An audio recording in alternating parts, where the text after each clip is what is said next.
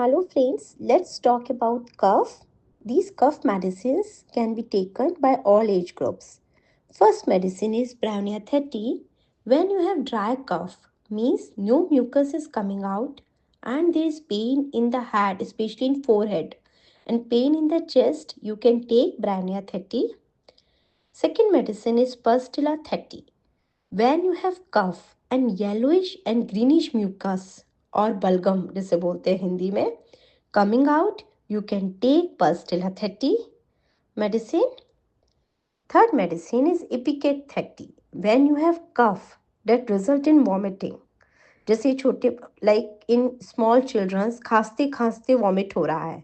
These medicine is also effective in kids cough which is present with vomit.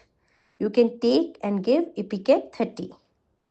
Then we have Hipposurf 30. When you have cough with thick, sticky yellow mucus coming out with pain in the throat, you can take Hipposurf 30.